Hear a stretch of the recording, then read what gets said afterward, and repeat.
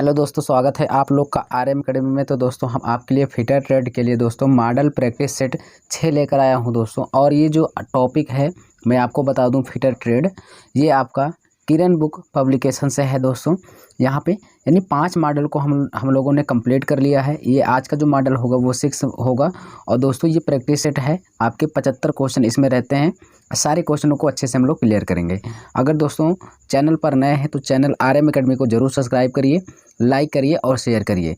आइए दोस्तों, मैं आपको एक एक क्वेश्चन क्लियर कराऊंगा और अच्छे से इसको विस्तार से करते हुए चलते हैं। देखिए हमारा पहला क्वेश्चन क्या कह रहा है। कह रहा है शरीर की सुरक्षा के लिए प्रयोग किया करते हैं। देखिए शरीर की सुरक्षा के लिए दोस्तों हम लोग ओवरऑल्स का भी प्रयोग करते हैं, ग्लव्स का भी हाथ में जो पहनते हैं उसका भी प्रयोग करते हैं, एप्रॉन का भी प्रयोग करते हैं दोस्तों। क्यों? क्योंकि एप्रॉन ऐसी चीज़ है जिससे हमें आग उग लगने से मदद करती है, जिसमें मतलब आग जो लग जाती है उससे बचाती है। तो इसका मतलब यहाँ पे हमारा क्या हो जाएगा दोस्तों, ये सभी आंसर हो जाएगा, डी ऑप्शन करेक्ट हो जाएगा। चलिए अगला क्वेश्चन देख लेंगे और उसको भी क्लियर करेंगे। देखिए कह रहा है ग्राइंडिंग करते समय हमेशा व्हील के आगे खड़े होना चाहिए। भाई आप ग्राइंडिंग कर रहे हैं तो आप पहिए के सामने खड़े होंगे तो क्या होगा, आपके आँखों में उसके जो खुरदे रफ सतह निकलती हैं वो भी आपके आँखों में जा सकता है, इसलिए ये गलत है। ठीक है, चलिए और यहाँ पे देखेंगे व्हील के साइड में खड़े होना चाहिए। बताइए ये सही है। कह रहा ग्लासेस गॉगल्स पहनना चाहिए। हाँ देखिए सबसे बड़ी बात मैं आपको बता दूं कि यहाँ पे देखिए कुछ लोग कहेंगे गॉगल्स पहन लेना चाहिए हमारे आंखों पे। अरे भाई आप उसके सामने खड़े होंगे तो आँख की जरूर नहीं, चेहरे पर भी पड़ सकता है, इसलिए ये भी नहीं सही होगा। तो हमारा सही आंसर क्या होगा दोस्तों, हो जाएगा बी ऑप्शन करेक्ट हो जाएगा। व्हील के साइड हमेशा खड़ा होना चाहिए ग्राइंडिंग करते समय। ठीक है, चलिए सी नंबर यानी तीसरा नंबर यहाँ पे देखेंगे। कह रहा है किस प्रकार के अग्निशामक का प्रयोग द्रवों के उपकरण के लिए प्रयोग किया जाता है। देखिए मैंने आपको बताया कि आग जो होती है दोस्तों 4 प्रकार की होती है। कितने प्रकार की? 4 प्रकार की। एक होता है ए, एक होता है बी, एक होता है सी, अगला होता है डी। 4 प्रकार की आग पाई जाती है। तो देखिए इसमें ठोस पाया जाता है। क्या दोस्तों? पहले वाले में ठोस पाया जाता है, दूसरे वाले में द्रव पाया जाता है, सी वाले में क्या हो जाएगा, गैस पाया जाता है। क्या पाया जाता है? गैस। और डी वाले में दोस्तों अग्नि, अग्नि से लगी आग को बुझाते हैं। ठीक है, तो यहाँ पे आग कितने प्रकार की होती हैं, तो आग 4 प्रकार की होती हैं। और इसमें आपसे ये पूछा है कि द्रवों के लगने का कारण, द्रवों के कारण लगने वाले आग को के लिए किया जाता है। तो कौन सी श्रेणी में आएगा? देखिए ठोस है आपका ए में हो गया, द्रव है तो दोस्तों द्रव से लगने वाली आग को किस श्रेणी में रखेंगे? बी में रखेंगे दोस्तों। तो यहाँ पे हमारा बी ऑप्शन करेक्ट हो जाएगा। मैं वैसे भी आपको बता दूं, आप लोगों ने बहुत बार पढ़ा होगा ठोस द्रव गैस। तो ए बी सी क्रम से अगर देख लेंगे तो ए का हो जाएगा ठोस, बी का हो जाएगा द्रव, सी से हो गया गैस। ठीक है, ठोस द्रव गैस। अब बचा एक, वो हो जाएगा अग्नि। तो मैंने आपको चारों चीज़ें बताया। ठीक है, समझ में आया भाई यहाँ पे? चलिए और भी मैं आपको एक चीज़ बता दूं कि यहाँ पे दोस्तों जितने भी क्वेश्चन बनेंगे मैं सारे क्वेश्चनों आपको क्लियर कराऊंगा। ठीक है, चलिए आगे भी देख लेंगे, उसको भी क्लियर करते हैं। चलिए देखते हैं अगला क्वेश्चन क्या कह रहा है भाई। यहाँ पे 4 नंबर देखेंगे क्वेश्चन। कह रहा एक पिंड में उपस्थित सामग्री की मात्रा। देखिए सामग्री की मात्रा को हम लोग दोस्तों डेंसिटी बोलते हैं, घनत्व बोलते हैं। घनत्व बराबर अर्थात डेंसिटी बराबर क्या होता है दोस्तों, डेंसिटी बराबर होता है मास अपॉन वॉल्यूम, यानी क्या हो जाता है, घनत्व बराबर द्रव्यमान बटे आयतन होता है।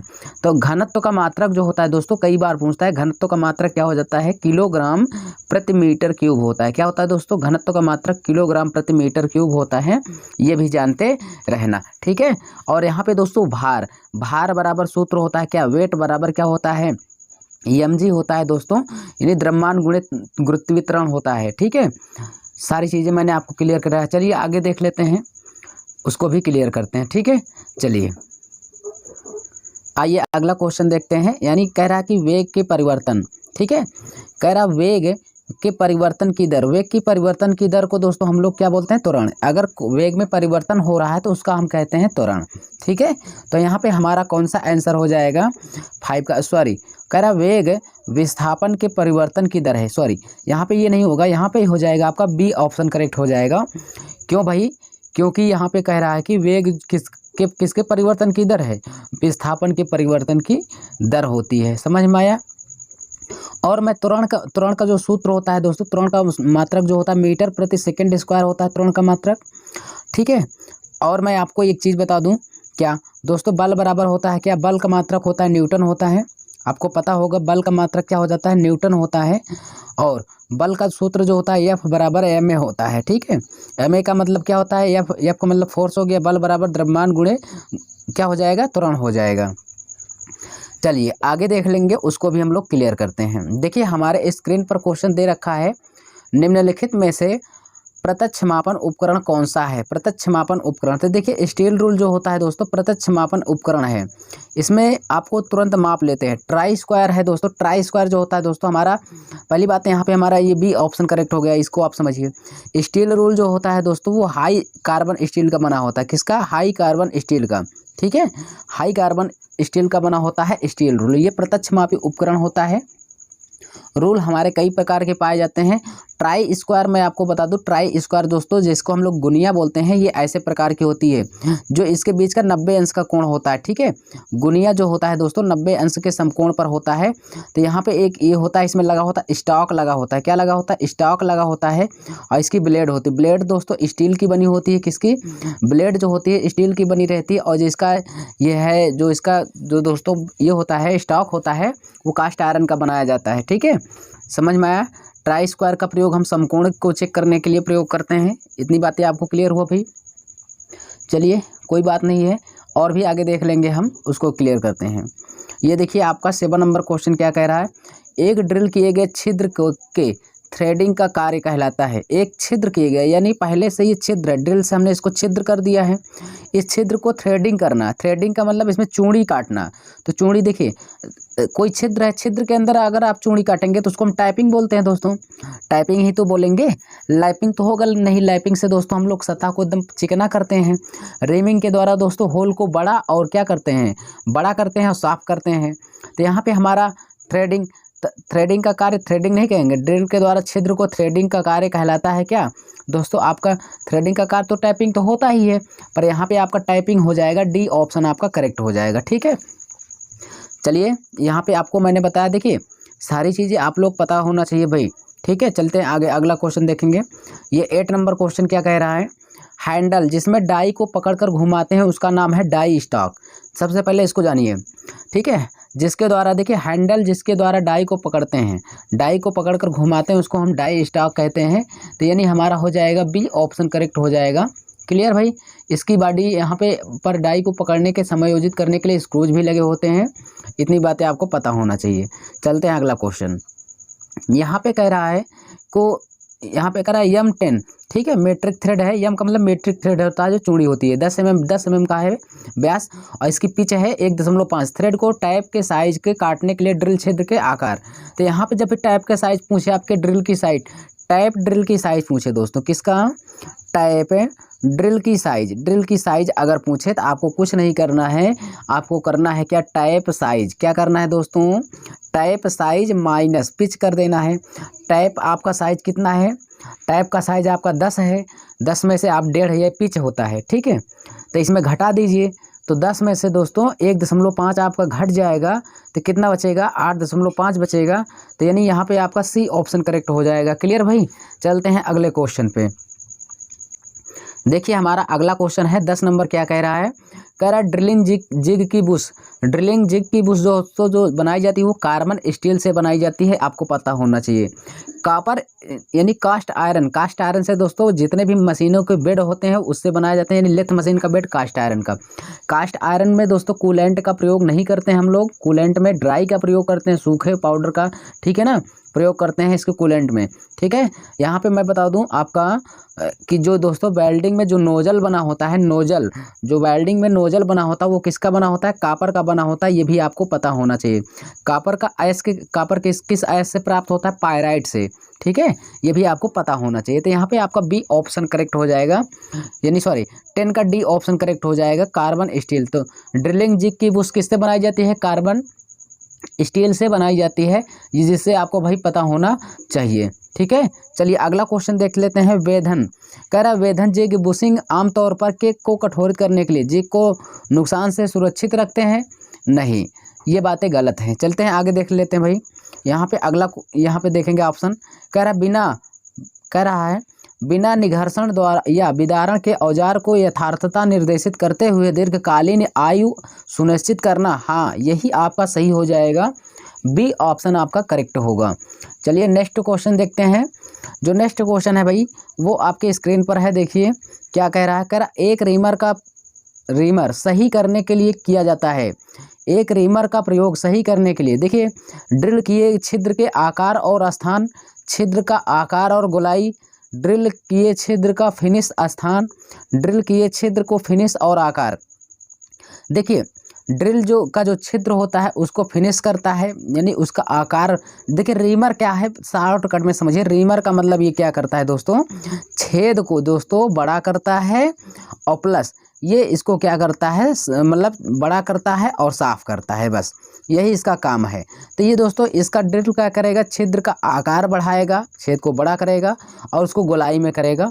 तो यानी 12 का हमारा बी ऑप्शन करेक्ट हो जाएगा, ठीक है। और मैं आपको बता दूं दोस्तों, रीमर को क्लॉकवाइज घुमाने से ही कटिंग होती है, रीमर को कभी भी एंटी क्लॉकवाइज नहीं घुमाना चाहिए, ठीक है। ये आपको जानकारी होना चाहिए, रीमर को हमेशा क्लॉकवाइज से ही घुमाते हैं, ठीक है। चलिए अगला क्वेश्चन ये कह रहा है भाई, कह रहा यानी यहाँ पे ये जो इसको ऐसे ये कटा होता है, इसका मतलब होता है व्यास।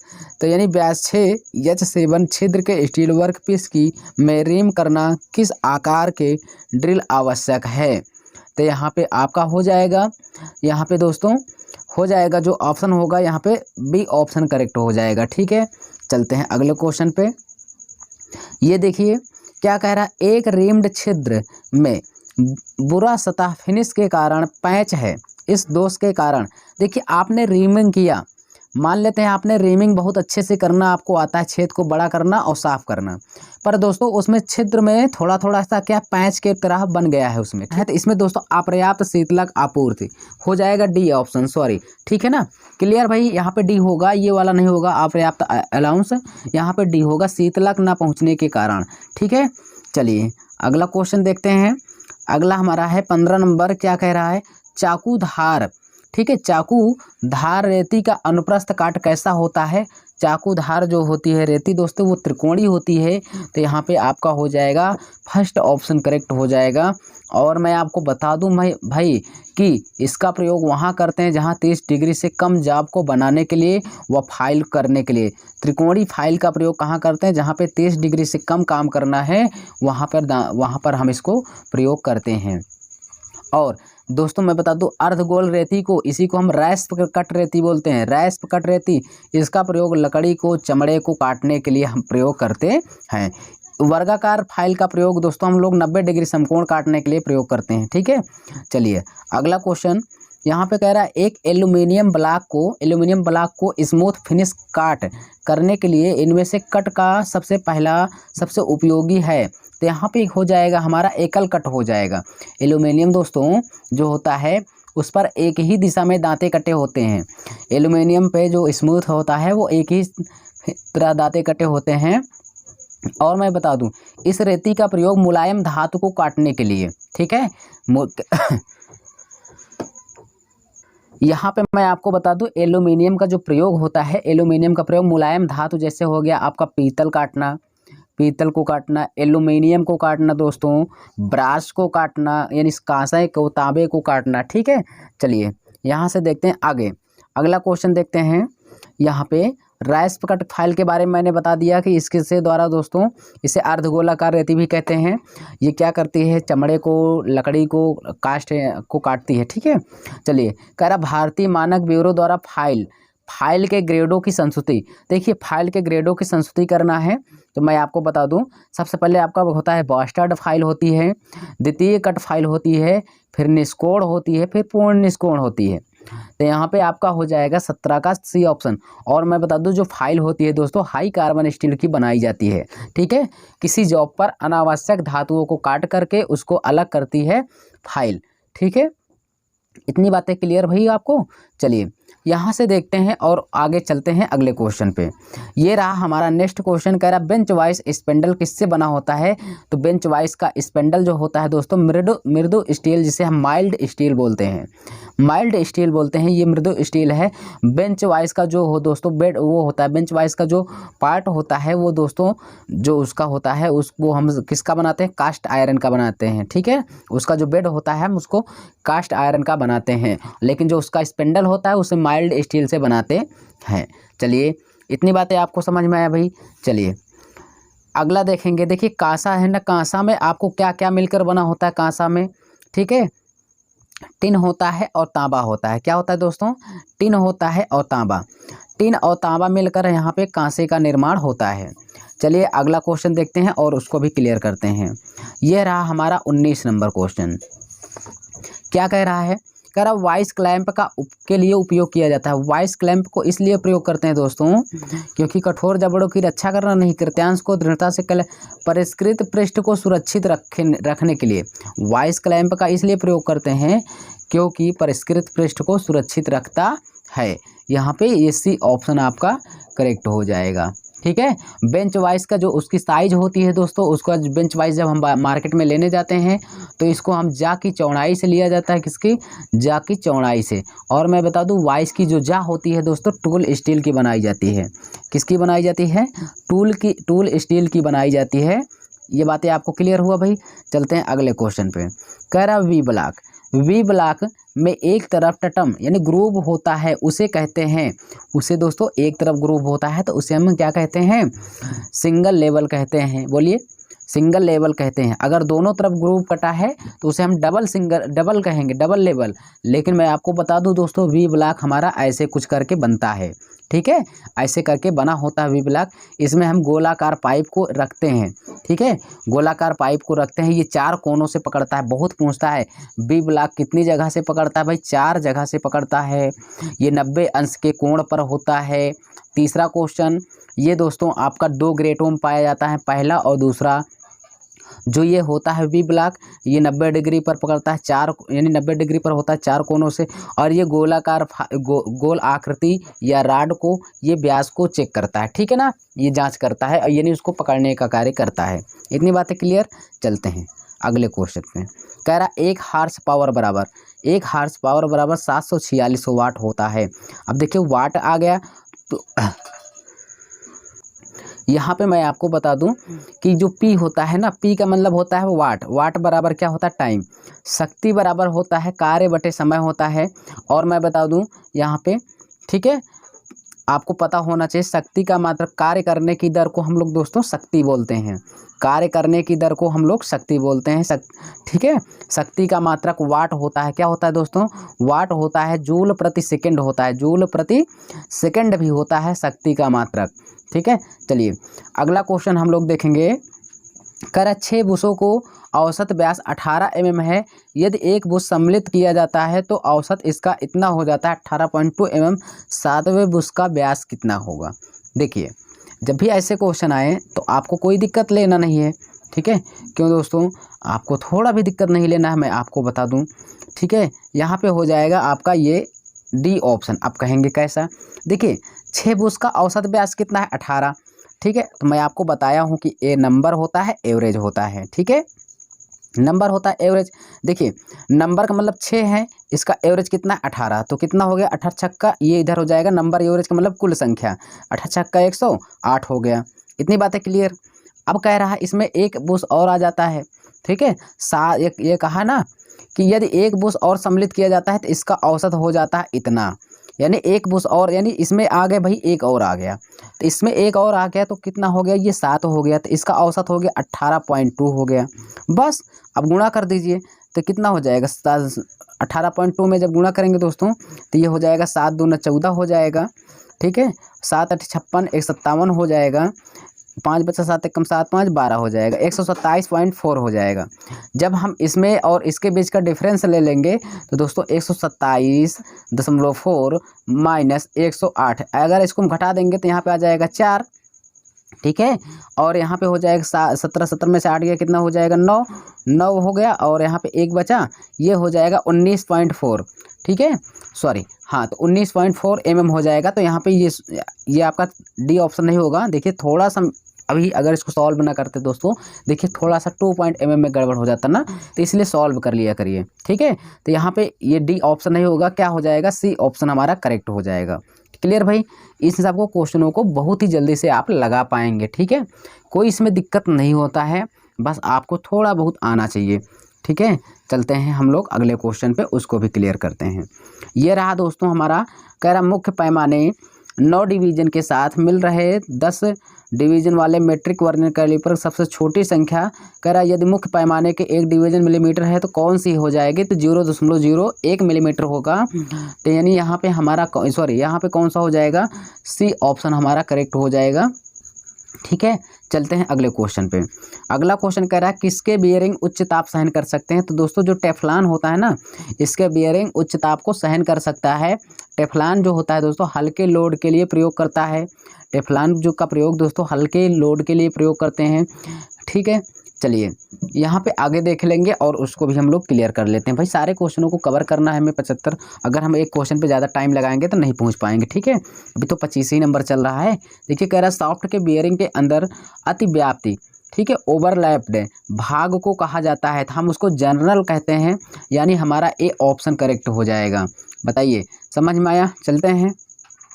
कह रहा बियरिंग और सहायक बिंदु के बीच अल्पकोणीय कुसंरेखण या विक्षेपण होने की किस प्रक्रिया को बियरिंग में, दोस्तों इसको हम स्वसंरेखण बाल बियरिंग सेल्फ अलाइनमेंट कहते हैं। तो यानी यहाँ पे हो जाएगा हमारा जो आंसर होगा सी ऑप्शन करेक्ट हो जाएगा। क्लियर। चलते हैं अगले क्वेश्चन पे। इंडिकेटर जो होता है माइक्रोमीटर का अल्पतमांक कितना होता है दोस्तों। इंडिकेटर माइक्रोमीटर का अल्पतमांक जो होता है वो होता है 0.001 मिलीमीटर होता है यहाँ पे। और मैं आपको बता दूं डायल टेस्ट इंडिकेटर से तुलनात्मक अध्ययन करते हैं, ये भी आपको पता होना चाहिए। डायल टेस्ट इंडिकेटर के द्वारा हम तुलनात्मक अध्ययन करते हैं, और यहाँ पे डायल टेस्ट इंडिकेटर जो दोस्तों होता है तुलनात्मक है, और उसके द्वारा हम जॉब की समतलता को चेक करते हैं, ठीक है। चलिए आइए अगला क्वेश्चन देखते हैं क्या कह रहा है। यहाँ पे देखिए 28 नंबर क्वेश्चन जो हमारा है स्क्रीन पर, क्या कह रहा है, एक माइक्रोमीटर में इतना ऋणात्मक है, तो कह रहा है इसको सही पाठ्यांक, दोस्तों जब ऋणात्मक हो तो सही में जोड़ दिया करिए, जब प्लस हो धनात्मक हो तो उसको सही वाले में घटा दिया करिए। तो यहाँ पे ऋणात्मक है तो इसी में जोड़ दो, तो 40.48 है, तो इसमें जब इसमें जब जोड़ोगे 0.3 तो यहाँ पे कितना हो जाएगा, 48.51 होगा, यानी 40.51 होना चाहिए मिलीमीटर। तो यहाँ पे हमारा बी ऑप्शन करेक्ट हो जाएगा, ठीक। इसमें बस जोड़ना था बस दोस्तों। चलिए अगला क्वेश्चन है फोर्जिंग में पंच का प्रयोग करते हैं। तो देखिए फोर्जिंग में जो पंच होता है गर्म धातु में सुराख करने के लिए दोस्तों हम करते हैं, ठीक है। फोर्जिंग का मतलब भट्ठी में हम जब इसको प्रयोग करते हैं तो इसको गर्म करने यानी छिद्र करने के लिए, सुराख करने के लिए इस पंच का हम प्रयोग करते हैं।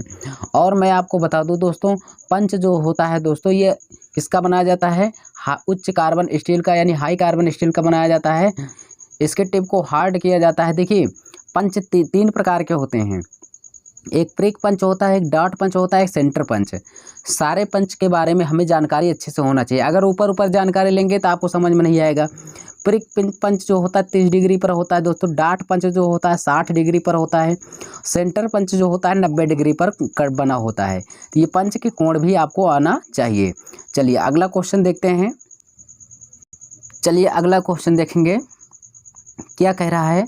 कह रहा निम्न मिश्र धातु इस्पात की फोर्जिंग के लिए तापमान होना चाहिए।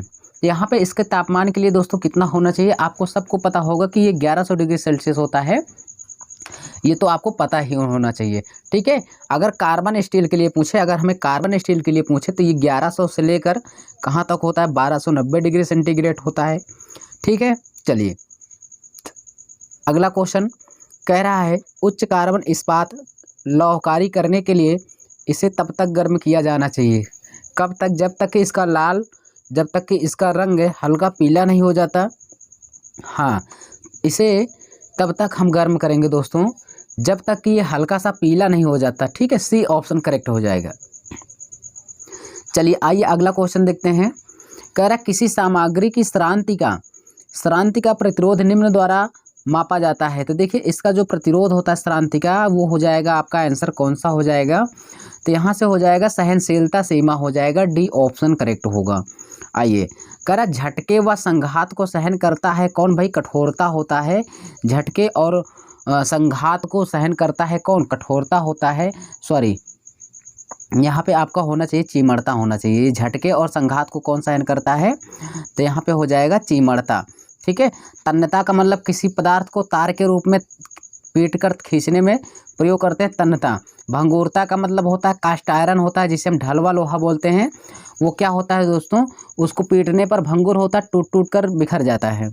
कठोरता का मतलब जो स्क्रैच करना, जब हम उस पर स्क्रैच करते हैं, खरोचते हैं, तो वो अपने ही अवस्था में रहता है, खरोच रोच उस पर फर्क नहीं पड़ता, उसी को कहते हैं। तो जो झटके और संघात को सहन करता है उसे हम चीमड़ता बोलते हैं। चलिए अगला क्वेश्चन देखते हैं। कह रहा है खरोंच जीर्णता, खरोच जीर्णता, अपघर्षण और भेदन को सहने की धातु, मैंने अभी भी बताया क्या हो जाएगा, कठोरता होता है, हार्डनेस होता है। ठीक है, यहाँ पे सी ऑप्शन करेक्ट हो जाएगा। तो 33 का यहाँ पे आप 34 का यहाँ पे आपका सी ऑप्शन करेक्ट हो जाएगा। ठीक है, चोट को सहन करना उसे हम क्या कहते हैं भाई, उसे हम आघातवर्धनीता कहते हैं, नहीं चीमड़ता कहते हैं, ये भी आपको पता होना चाहिए। चोट मार करके तार के रूप में फैलाना उसे तन्यता कहते हैं। चलिए आगे देख लेंगे। अगला क्वेश्चन कह रहा है एब्रेसिव कणों की क्या विशेषता है, तो एब्रेसिव कणों की जो विशेषता होती है वो होती है दोस्तों क्या, अत्यंत कठोर होते हैं, पहली बात। ठीक है, वो ड्रेसिंग में सुगमता बनाते हैं, कटिंग में आसान होते हैं, तो यानी चारों हो जाएगा। एब्रेसिव जो कण होते हैं ना, जिसे हम ग्राइंडर चलाते हैं ना, ग्राइंडर तो बहुत लोग चलाते हैं पर उसके बारे में जानकारी किसी को होता नहीं है। ठीक है, क्यों, क्योंकि जो ग्राइंडर में जो उसकी ब्लेटें होती है वो उसी को हम एब्रेसिव कण बोलते हैं। जो उसमें बिंदीदार होता है ना, रखा रहता है, उसको दोस्तों हम लोग सेट करते हैं। तो एब्रेसिव कणों के द्वारा वो बहुत ही कठोर होता है। कई प्रकार के पाए जाते हैं एब्रेसिव कण, जो वो ड्रेसिंग में सुगमता लाते हैं, कटिंग में आसान होते हैं, ये सारे होते हैं। तो यहाँ पे डी ऑप्शन आपका करेक्ट हो जाएगा। चलिए अगला क्वेश्चन हम देखेंगे। घिसाई पहिए की कठोरता निम्न द्वारा विनिर्देशित किया जाता है। घिसाई पहिए की कठोरता दोस्तों हम लोग अंग्रेजी वर्णमाला अक्षर द्वारा व्यक्त करते हैं। तो यहाँ पे हमारा हो जाएगा बी ऑप्शन करेक्ट हो जाएगा। आइए, सतह फिनिशिंग, सतह फिनिश पर अधिक ध्यान न देते हुए ग्राइंड का प्रयोग करके धातु को तेजी से हटाने की प्रक्रिया को क्या कहते हैं, धातु को तेजी से हटाने की प्रक्रिया को दोस्तों हम लोग क्या कहते हैं, स्नैगिंग कहते हैं। बोलिए, हाँ स्नैगिंग कहते हैं। तो बी ऑप्शन हमारा करेक्ट हो जाएगा। चलिए आइए देखते हैं अगला क्वेश्चन और उसको भी दोस्तों हम लोग क्लियर करते हैं। यहाँ पे ये है हमारा नेक्स्ट क्वेश्चन। कह रहा प्रति इंच थ्रेड की संख्या की जांच किससे करते हैं दोस्तों, स्क्रू पिच गेज से करते हैं। प्रति इंच थ्रेड की जांच दोस्तों हम लोग स्क्रू पिच गेज से करते हैं। आपका ये हमारा क्लियर हो जाएगा। ठीक है, अब रिंग गेज के द्वारा दोस्तों, रिंग गेज के द्वारा हम किसी गोलाकार जॉब की बाह्य व्यास को हम लोग मापते हैं। आइए देखते हैं अगला क्वेश्चन क्या कह रहा है।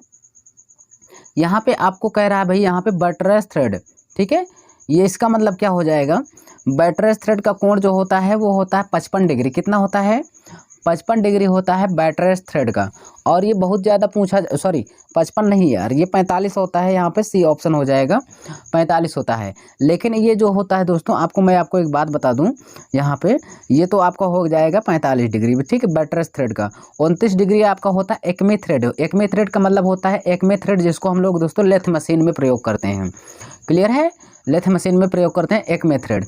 और बटरेस थ्रेड को दोस्तों हम ब्रीच लॉक थ्रेड के नाम से भी जानते हैं। किस लॉक थ्रेड से, ब्रीच, ठीक है, ब्रीच लॉक थ्रेड के नाम से भी इसको हम लोग जानते हैं। ये भी आप लोग जानते रहना, ब्रीच लॉक थ्रेड के नाम से बटरेस थ्रेड को जानते हैं इस नाम से भी। और ये 45 डिग्री के कोण पर होता है। इसका प्रयोग दोस्तों हम लोग बड़े बड़े वाइसों में करते हैं। ठीक है, इसका अधिकतर प्रयोग केवल एक ही दिशा में ले जाने वाले रेजिस्टेंस फोर्स के लिए किया जाता है। चलिए अगला क्वेश्चन देखेंगे। कह रहा लेथ मशीन में कौन सा स्क्रू थ्रेड का उपयोग गति स्थानांतरण के लिए करते हैं। तो हम लोग दोस्तों इसमें जो होता है लेथ मशीन में गति के स्थानांतरण के लिए हम लोग किसका प्रयोग करते हैं, अभी मैंने बताया एक्मे थ्रेड का, जो 29 डिग्री पर होता है। ठीक है, ये लेथ मशीन में करते हैं गति स्थानांतरण करने के लिए। चलिए अगला क्वेश्चन देखते हैं और उसको भी हम लोग क्लियर करते हैं। कह रहा है लैप निम्न में से किस धातु का नहीं होता। देखिए लैप जो होता है आपका, वो आपका तांबा का भी बना होता है, पीतल होता है, हाई स्पीड स्टील का होता है, पर दोस्तों ये नहीं सॉरी एल्यूमिनियम का भी होता है, पर यहाँ पे कभी भी हाई स्पीड स्टील का नहीं बना होता है। ठीक है, हाई स्पीड स्टील का नहीं बना। लेकिन मैं आपको बता दूं दोस्तों, ट्विस्ट ड्रिल आप लोग जानते होंगे, ट्विस्ट ड्रिल। ठीक है, ट्विस्ट ड्रिल जो होता है ये आपको, ये दोस्तों ये आपका हाई स्पीड स्टील का बना होता है ट्विस्ट ड्रिल, ये भी जानते रहना, बहुत ही पूछा जाता है।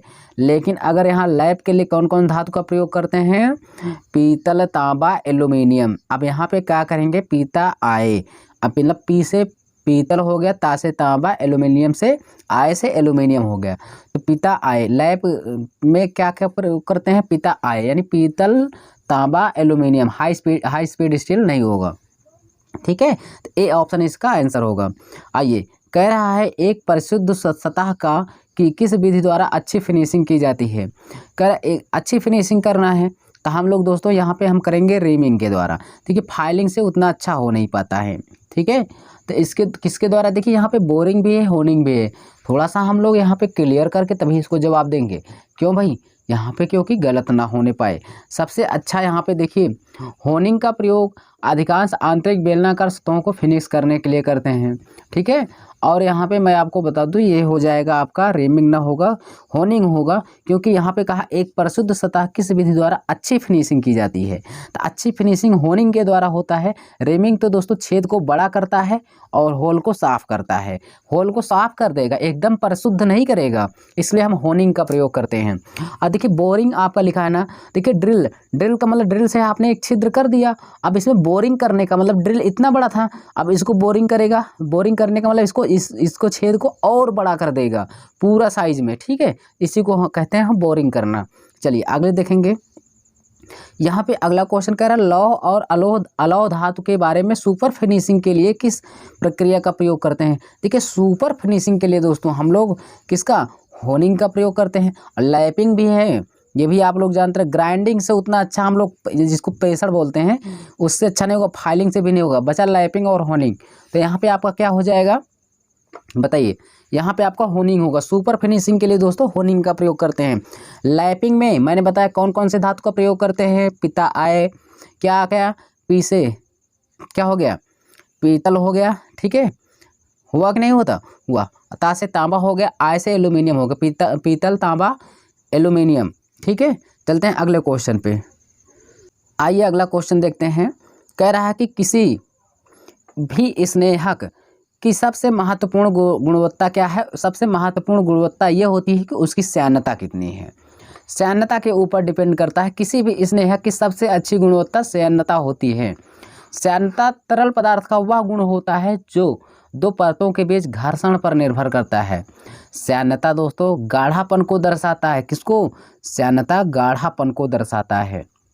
ठीक है, जो स्नेहक जितना गाढ़ा होगा वह उतना ही श्यान स्नेहक होगा। ये बात आपको जानते रहना है। चलिए आगे देखेंगे। कंपाउंड आयल का प्रयोग ऑटोमेटिक लिथों में किया जाता है। क्यों, क्योंकि इसके बहने का गुण अच्छा होता है। इसके बहने का गुण अच्छा होता है दोस्तों कंपाउंड आयल। ठीक है, कंपाउंड आयल का प्रयोग इसलिए करते हैं, इसको बहने का गुण अच्छा होता है। क्लियर, चलते हैं अगले क्वेश्चन पे। ब्रेकडाउन मेंटेनेंस का सबसे मुख्य हानि क्या होता है, आर्थिक नुकसान, उत्पादन में रुकावट, उत्पादन में ब्रेकडाउन मेंटेनेंस, शुद्धता के स्तर प्रभावित होना। देखिए दोस्तों यहाँ पे उत्पादन में रुकावट होता है, क्या होता है कि शुद्धता का स्तर प्रभावित होना नहीं। ब्रेकडाउन मेंटेनेंस का मुख्य हानि होता है आर्थिक नुकसान होना, यानी सी ऑप्शन हमारा करेक्ट हो जाएगा। चलिए अगला क्वेश्चन है, कर्म मशीनों को डायनामिक टेस्ट की जाती है। क्यों, मशीन को चलाकर उसकी शुद्धता चेक की जाती है। हाँ, मशीन को चला करके उसकी शुद्धता को चेक करते हैं। ठीक है, बिना चलाए हम क्या जान पाएंगे क्या इसमें सही है क्या खराब है। चलिए आगे देखते हैं। अगला क्वेश्चन हमारा स्क्रीन पर है, कह रहा हाइड्रोलिक ब्रेक काम जो करते हैं, जो हाइड्रोलिक ब्रेक होते हैं गाड़ी मोटर में दोस्तों, ये होता है पास्कल के सिद्धांत पर कार्य करता है। पास्कल का मात्रक होता है दाब। क्या होता है? पास्कल का मात्रक होता है दाब होता है, और पास्कल का मात्रक न्यूटन प्रति मीटर स्क्वायर भी होता है। दाब पास्कल किसका मात्रक है? दाब। दाब का मात्रक पास्कल है। तो दाब के दोस्तों दो मात्रक होते हैं, न्यूटन प्रति मीटर स्क्वायर होता है, ठीक है, और दाब का मात्रक पास्कल भी होता है। ये भी आपको पता होना चाहिए। हाइड्रोलिक ब्रेक में इसका प्रयोग करते हैं, ठीक है। ओम का नियम का सूत्र जो होता है V बराबर IR। IR का मतलब हो जाए, V से मतलब वोल्ट, वोल्ट बराबर विद्युत धारा गुणे प्रतिरोध होता है, ठीक है। न्यूटन के 3 नियम है दोस्तों, फर्स्ट, सेकंड, थर्ड, ये भी आपको पता होना चाहिए। चलिए, कह रहा किसी तरल के घनत्व को दोस्तों हमने बताया था, किसी भी चीज़ को घनत्व, डेंसिटी, जिसे हम डेंसिटी बोलते हैं, डेंसिटी बराबर क्या होता है? द्रव्यमान बटे वॉल्यूमेनी आयतन। घनत्व बराबर द्रव्यमान बटे आयतन, इसका मात्रक होता है किलोग्राम प्रति मीटर क्यूब होता है, किलोग्राम प्रति मीटर क्यूब होता है, यानी ए ऑप्शन हमारा करेक्ट हो जाएगा, ठीक है। चलिए अगला क्वेश्चन देखते हैं। यहाँ पे ध्यान से देखिए, कह रहा पंप एक ऐसा उपकरण है जो परिवर्तित करता है। पंप एक ऐसा उपकरण है दोस्तों जो जलीय ऊर्जा को यांत्रिक ऊर्जा में, बोलिए क्वेश्चन आ गया भाई, अच्छा नहीं, यांत्रिक ऊर्जा को जलीय ऊर्जा में बदलता है, ये होता है आपका पंप। पंप एक प्रकार का मैकेनिकल युक्ति है दोस्तों। कैसा है? मैकेनिकल युक्ति होता है। पंप में दो भाग होते हैं, एक घूमता है, एक दूसरा स्थिर रहता है। चलिए यहाँ पे मैं आपको बता दूं, ज्वाला का उच्चतम तापमान कहाँ होता है? तो बाह्य और आंतरिक आवरण पर। देखिए यहाँ पे हो जाएगा टार्च के टिप पर, नहीं, बाह्य एवं आंतरिक आवरण के मध्य में कह रहा है। चलिए कोई बात नहीं है, तो यहाँ पे इसका हो जाएगा दोस्तों, यहाँ पे करेक्ट ऑप्शन आंतरिक आवरण पर, यानी डी ऑप्शन करेक्ट होगा। ऑक्सीजन का सिलेंडर, देखिए जो ऑक्सीजन O2 होता है ना दोस्तों, O2 ऑक्सीजन का सिलेंडर ये होता है, पहले बात तो राइट हैंड थ्रेडेड होता है। कैसा होता है? राइट, ठीक है, राइट हैंड थ्रेडेड होता है। ऑक्सीजन में दोस्तों इसका जो प्रेशर होता है 136 से 172 बार होता है। ऑक्सीजन का जो दोस्तों प्रेशर होता है 136 से 172 बार होता है, राइट हैंड थ्रेड होता है। और ऑक्सीजन का रंग जो होता है लाल और काला होता है। कैसा होता है? लाल और काला होता है, ये आपको पता होना चाहिए। लाल काला दोनों ऑप्शन में दिया है, तो सबसे ज़्यादा हम पहले लाल को मारेंगे, ठीक है। देखिए दोस्तों ऑक्सीजन का रंग जो होता है रेड होता है और ब्लैक होता है, तो हम दोस्तों रेड और ब्लैक दोनों दिया है, तो हम पहले सबसे ज़्यादा रेड को मारेंगे। अगर रेड नहीं है तब हम ब्लैक के पास पहुँच जाएंगे। तो यहाँ पर हमारा कौन सा हो जाएगा? B option. तो ऑक्सीजन का जो सिलेंडर होता है दोस्तों राइट हैंड थ्रेड होता है, 136 से 172 बार होता है, और इसका रंग लाल व काला होता है, ये भी आपको पता होना चाहिए। इसका प्रेशर अधिक होता है, इसका प्रेशर कैसा होता है भाई? अधिक होता है। और मैं आपको बता दूं, जो एसिटिलीन सिलेंडर होता है ना दोस्तों, एसिटिलीन सिलेंडर होता है उसका रंग होता है नीला या महरून होता है। क्या होता है? नीला या महरून। अगर इन दोनों में पूछे कौन ज़्यादा होगा सही, तो महरून मारिएगा, बाद में नीला मारिएगा, ठीक है। इस क्वेश्चन का आंसर हो जाएगा लाल। तो यहाँ पे देखिए, यहाँ पे मैं आपको बता दूं ऑक्सीजन, यहाँ पे दोस्तों ऑक्सीजन आप लोगों ने पता किया कि ऑक्सीजन क्या होता है, तो आपके बारे में मैंने आपको बताया, ठीक है। चलिए यहाँ पे देखते हैं अगला क्वेश्चन। कुछ नए वेल्डिंग हेलमेट्स में क्रिस्टल टाइप फेस प्लेट होती हैं, इनकी विशेषता क्या है? देखिए ये जो होती है ना, अल्ट्रावायलेट किरणों के अनावरण से स्वयं गहरे रंग के हो जाते हैं, ये भार में हल्के होते हैं, इनके हैंडल करने आसान होते हैं, ये सस्ते होते हैं। इतने सारे ऑप्शन बना के रखा है, तो यहाँ पे ये सी ऑप्शन हो जाएगा, अल्ट्रावायलेट किरणें। जो मॉन्ट्रियल प्रोटोकॉल हुआ था 16 सितंबर 1987 में, ठीक है ना दोस्तों, ठीक है। यहाँ पे ये हुआ अल्ट्रावायलेट किरणें जो होती है वो उनको अनावरण से स्वयं गहरे रंग के हो जाते हैं। सी ऑप्शन करेक्ट हो जाएगा। आइए अगला क्वेश्चन कह रहा है कास्टिंग के लिए ऊष्मा उपचार हीट ट्रीटमेंट कहलाती है। तो कास्टिंग के लिए दोस्तों यहाँ पे हार्डनिंग हो जाएगा आपका, क्या हो जाएगा? नॉर्मलाइजिंग होगा कास्टिंग के लिए, ठीक है। कास्टिंग की ऊष्मीय उपचार प्रक्रिया नॉर्मलाइजिंग कहलाती है। इसका मतलब क्या हुआ, स्टील को अधिक हैमरिंग करने में इंटरनल जो स्ट्रक्चर होता है वो प्रभावित हो जाता है। तो इसको पुनः सुधारने के लिए, जैसे स्टील है ना, स्टील को अधिक आप उस पर चोट मार रहे हैं तो उसकी जो आंतरिक संरचना है ना वो बिगड़ जाती है। उसी को सुधारने के लिए दोस्तों हम लोग इसको कास्टिंग के लिए ऊष्मा उपचार हीट ट्रीटमेंट करते हैं और जो नॉर्मलाइजिंग कहते हैं। ठीक है, चलिए यहाँ पे अगला क्वेश्चन देखते हैं और उसको भी हम लोग क्लियर कर लेते हैं भाई। यहाँ पे नाइट्राइडिंग प्रक्रिया क्या है इसको समझिए। यहाँ पे अगर हम देखेंगे नाइट्राइडिंग प्रक्रिया जो होता है, जैसे मान लेते हैं ये प्लेट है, प्लेट के ऊपरी सतह पे दोस्तों हम लोग नाइट्रोजन के छोटे छोटे बारीक कण इस पे फैला देते हैं। उसके बाद इसको हम किसमें, भट्टी में, फर्नेस में दिखाकर इसको हम क्या करते हैं, इसको दोस्तों इसको करते हैं। तो ये इसको जब करते हैं तो हम लोग इसको क्या बोलते हैं, नाइट्राइडिंग प्रक्रिया के लिए कौन सी गैस, अगर नाइट्रोजन है तो ठीक है, नाइट्राइडिंग प्रक्रिया में नाइट्रोजन का प्रयोग करते हैं। अगर नाइट्रोजन नहीं है तो आप डायरेक्ट अमोनिया पे मार दीजिए, अमोनिया आपका सही हो जाएगा। ठीक है, तो यहाँ पे 55 का आपका कौन सा हो जाएगा, फर्स्ट ऑप्शन। मैंने आपको बताया ना दो चीज़ें होता है नाइट्राइडिंग प्रक्रिया में, अगर दोनों है नाइट्रोजन अमोनिया तो नाइट्रोजन को मारिएगा, अगर नाइट्रोजन नहीं है तो अमोनिया को मार दीजिए, वो सही हो जाएगा। ठीक है, चलते हैं अगले क्वेश्चन पे। मैंने आपको बताया इस्पात के ऊपरी या सतह में नाइट्रोजन को प्रवेश कराने की प्रक्रिया को नाइट्राइडिंग कहते हैं, मैंने बताया ना। चलिए आगे देखते हैं अगला क्वेश्चन। ऑक्सीजन के बारे में मैंने बताया, हाइड्रोजन की खोज कैवेंडिश ने किया था दोस्तों। किसने किया था, कैवेंडिश ने किया था। हाइड्रोजन का परमाणु क्रमांक 1 होता है। ऑक्सीजन का दोस्तों, ऑक्सीजन की खोज किसने किया था, जोसेफ प्रेस्टल ने किया था।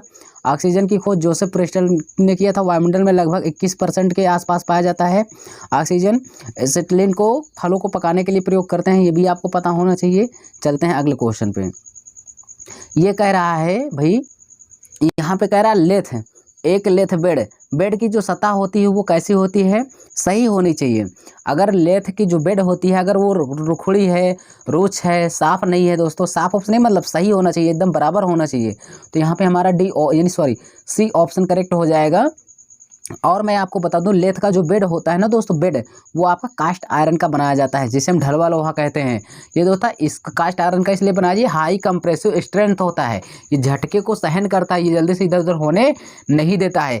कास्ट आयरन को दोस्तों हम लोग क्यूपोला भट्टी में प्रयोग करते हैं। किसमें, क्यूपोला भट्टी में, जिसको हम कपोला भट्टी बोलते हैं भी कभी कभी, क्यूपोला भट्टी। कास्ट आयरन भंगुरता होता है दोस्तों, इसमें हम इसके कास्ट आयरन में कभी भी हम कूलेंट का प्रयोग नहीं करते हैं, ये आपको पता होना चाहिए। क्यूपोला फर्नेस में इसका प्रयोग किया जाता है। लेथ की बेड बनाए जाते हैं क्योंकि इसका हाई स्ट्रेंथ होता है। आइए अगला क्वेश्चन कह रहा है, एक कैरेज के गतिमान करने के लिए, नियंत्रित करने के लिए क्या क्रियाविधि है। इसके लिए दोस्तों यहाँ पे टूल पोस्ट होता है क्रियाविधि। क्या होता है, टूल पोस्ट, एप्रॉन होता है। यहाँ पे डी ऑप्शन हो जाए। एप्रॉन के द्वारा कैरेज को गतिमान और नियंत्रण किया जाता है। ठीक है, कैरेज को किसके द्वारा गतिमान व नियंत्रित किया जाता है, एप्रॉन के द्वारा ही कैरेज को गतिमान व नियंत्रित किया जाता है। ठीक है, चलिए अगला क्वेश्चन देखते हैं। यहाँ पे ये रहा हमारा 58 नंबर क्वेश्चन। देखिए क्या कह रहा भाई, कह रहा लेथ मशीन का कैरेज, लेथ मशीन का जो कैरेज होता है वो चलता है, कैसे चलता है, घूमने के धुरी के समानांतर, घूमने के धुरी के साथ किसी भी कोण पर। हाँ दोस्तों, ये जो अगर मैं इसका क्वेश्चन सही बताऊँ ना तो ये हो जाएगा फर्स्ट ऑप्शन, क्योंकि घूमने के धुरी के समांतर चलता है। किसके, घूमने के धुरी के समांतर। और मैंने आपको बताया लेथ का जो बेड होता है वो आपका कास्ट आयरन का बनाया जाता है। कास्ट आयरन को क्यूपोला भट्टी में प्राप्त किया जाता है। किसमें, क्यूपोला भट्टी से। और कास्ट आयरन में हम लोग दोस्तों कूलेंट का प्रयोग नहीं करते हैं, ये भी आपको पता होना चाहिए। कास्ट आयरन दोस्तों ये लेथ की मशीन, ये लेथ के बेड को बनाया जाता है। ठीक है, कास्ट आयरन में ग्रेफाइट भी पाया जाता है, ये भी आपको पता होना चाहिए, ग्रेफाइट भी पाया जाता है। चलिए यहाँ पे देखिए नट को पहचानिए। सबसे पहले नट को पहचानिए, ये कैसा नट है दोस्तों, ये आपको बताना है। ये आपका होता है कैसा नट भाई, ये होता है लॉक नट, क्योंकि इसके नीचे देख रहे हैं एक नट लगा हुआ है, ये नट लग गया है, उसके ऊपर एक नट और लगाया गया है। जहाँ भी डबल नट लगाया जाता है उसे हम लॉक नट कहते हैं दोस्तों। ठीक है, सारी चीज़ें आपको पता चला। लॉक नट किसे कहते हैं, देखिए एक नट लगा है ना, ये इसके ऊपर एक पतला सा और नट ये लगा हुआ है, तो इसी को हम बोलते हैं लॉक नट। क्लियर, चलिए इस नट को पहचान लीजिए, बहुत ही आता है, लॉक नट हो गया। ठीक है, ए ऑप्शन आपका करेक्ट हो जाएगा। और मैं आपको बता दूं यहाँ पे क्या यहाँ पे मैं अब तो स्वान नट जो होता है दोस्तों, इसके आधी दूर पर, ये जैसे नट होता है ना, आधी दूर पर इसमें खांचा कटा होता है, ठीक है, इसे स्वान नट कहते हैं। कास्टल नट जो होता है दोस्तों, इसके ऊपर वाले भाग में ये ऐसे ऐसे करके ऐसे ऐसे रहता है, जिसमें दोस्तों ऊपर के भाग में ऐसे करके बना होता है, जिसमें पिन भी लगाने के लिए प्रयोग किया जाता है, तो कास्टल नट होता है, ठीक है। चलिए यहाँ पे आपका आंसर हो जाएगा फर्स्ट ऑप्शन। ये कह रहा है बिना शीर्ष के एक प्रकार का बोल्ट है। भाई बिना शीर्ष के एक प्रकार का बोल्ट है, इसके दोनों सिरों को पिरोया जाता है, लेकिन दो चूड़ी के बीच समतल भाग होता है। इसका मतलब होता है स्टड होता है। क्या होता है? स्टड मेरे भाई। ये बहुत ज़्यादा पूछा जाता है यार क्वेश्चन पेपर में, ठीक है। स्टड बिना शीर्ष की चूड़ी के प्रकार का बोल्ट है, दोनों सिरों पर चूड़ियाँ। जैसे मान लीजिए ये हमारा इतना बड़ा सा है ना, तो यहाँ पे देखिए इस पर ये चूड़ी कटी होगी, ऐसे सब चूड़ी कटी होगी, यहाँ पर भी, लेकिन बीच में देख रहे हो, बीच में इतना दूर सिंपल छोड़ दिया गया है, ठीक है। यही होता है स्टड होता है। सी ऑप्शन हमारा करेक्ट हो जाएगा। इसमें किसी भी प्रकार की दिक्कत है भैया आपको? बोलिए, दिक्कत नहीं है। चलिए आगे चलते हैं।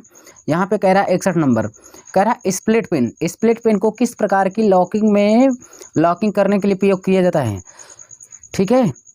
भी बताया मैंने दोस्तों, स्प्लिट पिन का प्रयोग दोस्तों आपको कास्टल नट में प्रयोग करते हैं। अरे यार अभी तो मैं बता के आ रहा हूँ कि ये जो नट होता है मेरे भाई, बोल्ट होता है ना, उसमें ऐसे ऐसे कटे होते हैं ऊपर की तरफ, ठीक है। तो उसमें पिन लगा कर रोक देते हैं, ठीक है। चीरा पिन जिसे बोलते हैं ना, वही पिन होता है, कास्टल नट में प्रयोग करते हैं। स्वान नट में मैंने बताया, स्वान नट जो होता है दोस्तों, इसके आधी दूर खांचे कटे होते हैं, बस आधी दूर, ठीक है। और लॉक नट मैंने अभी भी बताया, उसके ऊपर डबल नट लगाए जाते हैं दोस्तों, ये होता है लॉक नट। आइए अगला क्वेश्चन। और मैं बता दूं आपको, नट जो होता है सबसे बोल्ट जो होता है, सबसे ज़्यादा बोल्ट कौन सा प्रयोग होता है? हेक्सागोनल बोल्ट का प्रयोग करते हैं, ठीक है। ये भी आपको पता होना चाहिए। चलिए अगला देखते हैं, galvanized iron sheet. Galvanized iron sheet को क्या बोलते हैं? तो गैल्वेनाइज्ड आयरन शीट को सबसे पहले यहाँ पे पहली बात तो आप लोग जानेंगे, GI शीट कहते हैं। इसको क्या बोलते हैं भाई? यहाँ पे GI शीट बोलते हैं। गैल्वेनाइज्ड आयरन शीट को GI शीट बोलते हैं।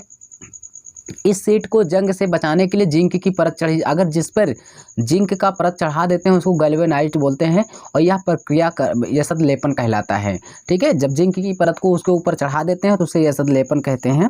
ये भी आपको पता होना चाहिए भाई। कह रहा सीम, ठीक है। सीम एक प्रकार का सबसे सामान्य प्रकार का है। सीम क्या है? सीम दोस्तों डबल ग्रूव सीम है कि लैप सीम है? कैसा सीम है? लैप सीम है। सी ऑप्शन करेक्ट हो जाएगा। सीम का सबसे सामान्य प्रकार है लैप सीम, ठीक है। चादर को आपस में जोड़ने की प्रक्रिया को हम सीम कहते हैं। सीम क्या है भाई? चादर को जोड़ने की प्रक्रिया को हम सीम कहते हैं। सीम दो प्रकार के होते हैं, डबल ग्रूव सीम होता है, सिंगल ग्रूव सीम होता है। अगर एक बार मोड़कर जोड़ेंगे तो सिंगल सीम होता है, डबल बार मोड़कर जोड़ेंगे तो डबल सीम हो जाता है, बहुत ही मजबूत होता है वो, ठीक है, जोड़। चलिए आगे देखते हैं। पेंटिंग, कह रहा पेंटिंग से पहले चादरों को कोर्स जंग को हटाने के लिए प्रयुक्त ब्रश का प्रयोग करते हैं। तो वो दोस्तों जो होता है ना, वो वायर ब्रश होता है। आपका सी ऑप्शन करेक्ट हो जाएगा, ठीक है। चलिए अगला क्वेश्चन देखेंगे। ये कह रहा है कि का प्रयोग मल जल की पंपिंग क्रिया होती है। मल जल की पंपिंग जो होती है प्रत्यागामी पंप होती है। बोलिए भाई, कि अपकेंद्री पंप? नहीं, अपकेंद्री पंप का उपयोग मल जल का पंपिंग प्रयोग करते हैं भाई। यहाँ पे ये हो जाएगा आपका, ये सही हो जाएगा, क्लियर, इसमें कोई दिक्कत नहीं है। चलते हैं अगले क्वेश्चन पे। कह रहा पाइपों को विभाजित करने के लिए विशिष्ट का उपयोग किया जाता है। तो पाइपों को विभाजित का मतलब उसको दोस्तों, पाइप को, जैसे ये पाइप जा रही है तो इसमें एक जगह से पानी इधर भी भेजना है, इधर भी जाए, इसमें हम टी प्रकार का प्रयोग करते हैं। किसका प्रयोग करते हैं भाई? टी प्रकार का। टी जो होता है दोस्तों हमारा, वो 3 खाने वाला होता है टी, ठीक है। यह ऐसे होता है, यहाँ पे इसको आप लोग जानते रहना। एल्बो होता है, एक एल्बो होता है, वो दोस्तों 90 डिग्री के कोण पर मोड़ने के लिए पाइप को प्रयोग किया जाता है। प्लग का मतलब होता है, प्लग जो दोस्तों होता है कि किसी छोर पर, किनारे पर उसको बंद, जैसे मान लेते ये पाइप हमारा यहाँ तक आया है, अब इधर पानी उनी नहीं जाने देना है, तो हम इसे प्लग लगा देते हैं। प्लग लगा कर इसको हम कस देते हैं तो पानी इधर नहीं जाएगा, जो भी होगा इधर ही पानी जाएगा।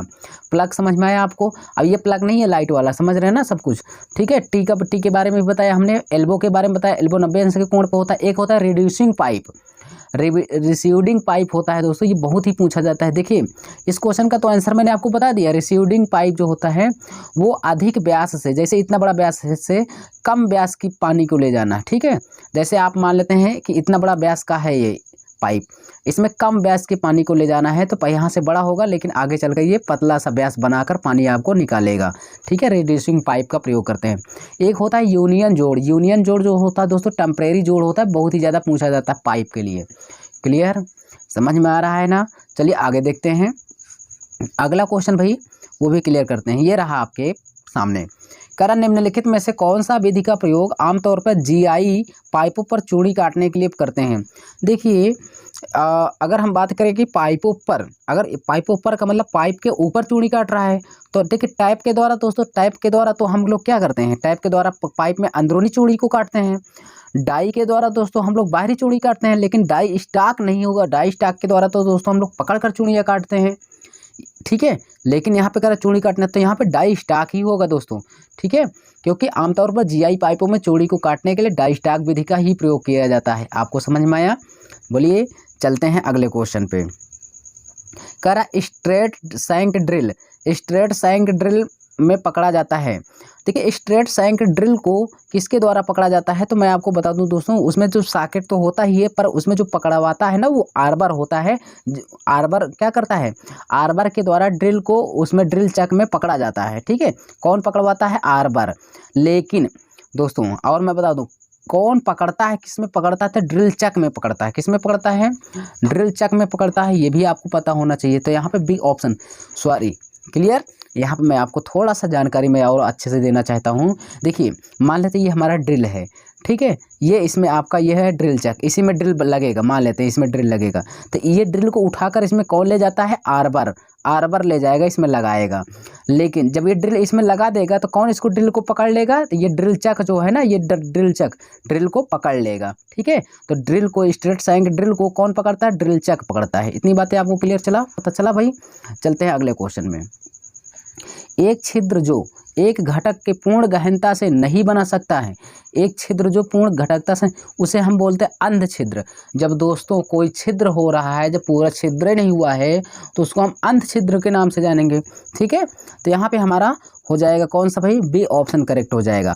और मैं आपको बता दूं अंध महाद्वीप किसे बोलते हैं, तो दोस्तों अंध महाद्वीप हम किसको बोलते हैं, अफ्रीका महाद्वीप को बोलते हैं। ये भी आपको पता होना चाहिए। आपके लिए एक क्वेश्चन है, आप बताइएगा अफ्रीका महाद्वीप में कुल कितने देश हैं दोस्तों। आप कमेंट बॉक्स में कमेंट करके हमें बताइएगा अगर आप जीएस पढ़ते हैं तो। चलिए यहाँ पे कह रहा है बड़े व्यास को बहुल छिद्रों के प्रवेदन, कह रहा बहुल छिद्रों को सुग्राही बेंच प्रवेदन मशीन, पिलर प्रवेदन मशीन, तो यहाँ पे हो जाएगा पिलर प्रवेदन मशीन हो जाएगा। 70 का कौन सा हो जाएगा, यानी सॉरी आर्य प्रवेदन मशीन हो जाएगा। डी ऑप्शन आपका करेक्ट हो जाएगा। ठीक है, चलिए मोटरसाइकिल वॉशर में प्रयुक्त स्प्रिंग जो होता है वो कैसा होता है, हेलिकल होता है, संपीड़न स्प्रिंग होता है। यानी आपका हो जाएगा 71 का बी ऑप्शन करेक्ट। स्प्रिंग समानता मैं आपको बता दूं मेरे भाई, जो स्प्रिंग होती है समानता हाई स्पीड स्टील की, सॉरी ये किसकी बनाई जाती है, ये भी आपको तो पता होना चाहिए, हाई स्पीड स्टील की बनाई जाती है। ठीक है, हाई स्पीड स्टील की बनाई जाती है क्या, स्प्रिंग हमेशा। और ट्विस्ट ड्रिल भी आपका किसका बनाया जाता है, हाई स्पीड स्टील का बनाया जाता है। चलिए विपट्टा चालन में कह रहा, विपट्टा चालन में कह रहा है यहाँ पे संबंध में कौन सा सही नहीं है, यह सहत होता है, इसे आसानी से बदला जा सकता है, रख रखाव आसान है, इसे कम शोर और कंपन होता है, यह वहाँ प्रयोग होता है जहाँ पर ड्राइवर और संचालित पुल्ली के बीच की दूरी अधिक हो। हाँ ये भी बात सही है, इसमें कम, देखिए शोर और तो इसमें दोस्तों होता ही है, ऐसी बातें नहीं है कि एकदम से नहीं होता है, पर यहाँ पे इससे अच्छा भी कौन हो जाएगा, डी ऑप्शन हो जाएगा, सॉरी यहाँ पे हो जाएगा डी ऑप्शन, क्योंकि यहाँ पे दोस्तों विपट्टा चालन का अनुप्रस्थ काट समलंब चतुर्भुजाकार होता है। ठीक है, यहाँ पे ये भी आपको पता होना चाहिए, विपट्टा चालन समलंब चतुर्भुज के आकार का होता है और यह 90 अंश के, यानी सॉरी यह कम स्थान घेरता है, इसका जीवन काल लंबा होता है, इस बोल्ट का ग्रिपिंग पावर भी अधिक होता है। क्लियर। चलिए यहाँ पे कह रहा है 73 नंबर, प्रशीतन इकाई में प्रसारक वाल्व फिट होता है, तो ये हो जाएगा इवोपोरेटर। इवोपोरेटर के बाद हो जाएगा कि पहले हो जाएगा, तो इवोपोरेटर के पहले हो जाएगा दोस्तों, ए ऑप्शन करेक्ट हो जाएगा। अगला क्वेश्चन कह रहा है एकल दरवाज़ा फ्रीज प्रशीतक के फ्रीजर बॉक्स की क्या होती है, तो ये होती है आपके यहाँ पे हो जाएगा 18 डिग्री हो जाएगा कि 12 डिग्री होगा भाई, बोलिए। यहाँ पे हो जाएगा -18 डिग्री। यहाँ पे डी ऑप्शन आपका करेक्ट हो जाएगा। आइए अगला क्वेश्चन यहाँ पे क्या कह रहा है, देखिए ध्यान से। कह रहा सॉरी यहाँ पे कह रहा आपका अगला क्वेश्चन क्या कह रहा भाई, ज़रा यहाँ पे देखेंगे हम लोग। 75 नंबर कह रहा है कि जब एक CFC 12 निकाय से एक HFC 134A निकाय को रेट्रोफिटिंग किया जाता है तो कौन से 2 आइटम प्रतिस्थापित या बदले जाने चाहिए। तो यहाँ पे कह रहा बदले जाने चाहिए। तो दोस्तों यहाँ पे मैं आपको बता दूँ एडोप्टर और एक लेवल की फिटिंग होती है। डी ऑप्शन करेक्ट हो जाएगा। क्लियर।